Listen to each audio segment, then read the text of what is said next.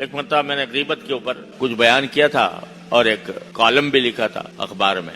تو ایک صاحب نے مجھے لکھا کہ جناب آپ نے تو ہماری ساری مجلسوں کا لطف ہی غارت کر دیا. ہماری جو مجلسوں میں مزہ آتا ہے وہ تو غیبت کر کے ہی آتا ہے. آپ کہتے ہیں غیبت نہ کرو, کسی دوسرے کا برائی کے ساتھ ذکر نہ کرو, تو وہ ہماری مجلس کا مزہ ہی جاتا رہا. اور مجلسوں کے اندر جو ایک لطف ہوا کرتا تھا, اگر آپ کے اس قول پہ عمل کیا جائے تو وہ لطف ہی چلا جائے گا. یہ کوئی پروفیسر صاحب تھے جنہوں نے مجھے ایک خط لکھی. تو میں نے ان سے جواب میں لکھا کہ ٹھیک ہے جی, آپ لطف لے رہے ہیں دوسرے کی برائی بیان کر کے, اگر کوئی دوسرا آپ کی برائی بیان کر کے لطف لے, اس کے بارے میں کیا خیال ہوگا کہ دوسرا شخص جو ہے وہ آپ کی برائی بیان کر رہا ہے, لوگوں کے سامنے بے عزتی کر رہا ہے, تو پھر وہ ان کو اس میں مزہ آ رہا ہے. تو آپ خود تو دوسروں کی برائی بیان کرنے سے اس لیے کترا رہے ہیں, اس سے رکنے سے کہ ہمارا مزہ جاتا رہے گا. تو دوسرا کا مزہ لے رہا ہے تمہاری برائی بیان کرنے سے, تو کیا ہے بات ساری کیا ہے کہ ہم نے دو پیمانے بنا رکھے ہیں, اپنے لیے کچھ اور, دوسروں کے لیے کچھ اور. قرآن نے اس کو منع کیا ہے کہ تم دوسروں کے لیے اور پیمانہ رکھو, اپنے لیے کوئی اور پیمانہ رکھو. ویل للمطففین الذین اذا اکتالوا علی الناس یستوفون واذا کالوہم او وزنہم یخسرون.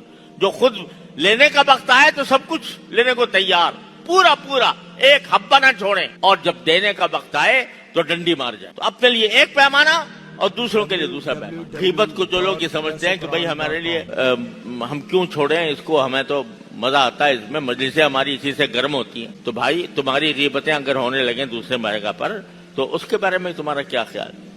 قرآن تو ہر ایک کو برابر رکھتا ہے. اپنے دوسرے بھائی کے لیے بھی وہی پسند کرو جو اپنے لیے پسند کرتے ہو, اور اس کے لیے وہی ناپسند کرو جو اپنے لیے ناپسند کرتے ہو. تو کسی کی بھی غیبت کرنا یہ الیاذ باللہ ہمارے معاشرے کو گھن کی طرح چاٹ رہا ہے, اور اس کی وجہ سے شکر رنجیاں پیدا ہوتی ہیں, رنجیدگیاں پیدا ہوتی ہیں, جھگڑے پیدا ہوتے ہیں, نفرتیں جنم لیتی ہیں. جب کبھی غیبت کا موضوع مجلس کے اندر آئے گا تو ہم اس موضوع کو بدلیں گے, اور اگر نہیں بدلتے اس مجلس سے اڑ جائیں گے. اس بات کا تہیہ کریں, اس بات کا عزم کریں, اس بات کا ارادہ کریں کہ اس کے خلاف نہیں ہوگا انشاءاللہ. تو پھر جب یہ عزم بندہ کر لیتا ہے, پھر اللہ تعالیٰ سے مانگو, یا اللہ میں نے توبہ تو کر لی, عزم بھی کر لیا, ارادہ بھی کر لیا کہ آئندہ نہیں کروں گا, لیکن اس ارادے پر قائم رہنا یہ آپ کی توفیق کے بغیر ممکن نہیں ہے. اے اللہ اپنے فضل و کرم سے